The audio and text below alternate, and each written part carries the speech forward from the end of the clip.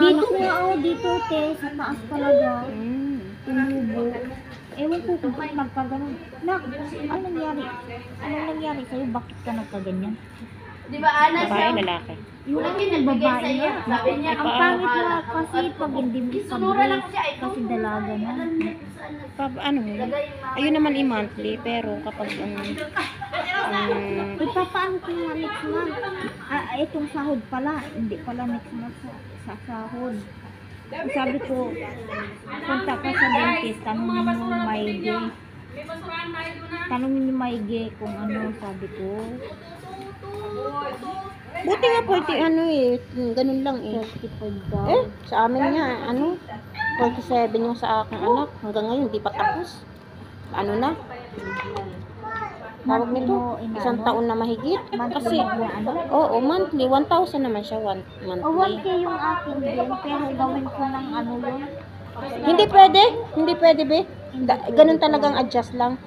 1K talaga. Oo, hindi pwede yung i-advance mo yung payment. Hindi. Ayaw nila. Down payment, 8,000. Basta yung down payment, 8,000 8K, yun lang yon. So, pag pa-adjust ka ng ng isang month, 1,000. Hindi, kung gawin mo 2,000, hindi pwede. Gawin mong 2,000. Hindi na. Ilang buwan? Ilang buwan ba 2 years. 2 years yung isang. 2 years ang session. Alam mo ba yun? 2 years, mga 2 years ang ano ka ba? Matapos? Oo, 2 years bago matapos. Bakit ganun? Hanggang anak ko nga 2 years na yata nga ngayon. Hindi pa rin tinatanggal kasi hindi pa rin naglalay yung kanyang mga ngipin.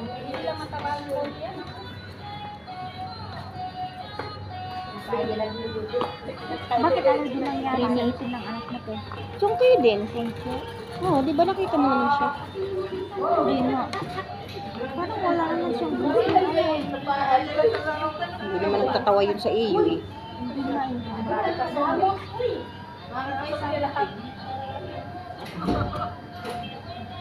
Ibig sabihin, ano yun, monthly nila is Monthly. Buhay natin! pero pag nag-ayos lang pwede nang tanggalin. Oo nga, pero kailangan mag-aabot yung 2 years. Pero kapag hindi pa rin ayos hanggang 2 years, extend pa.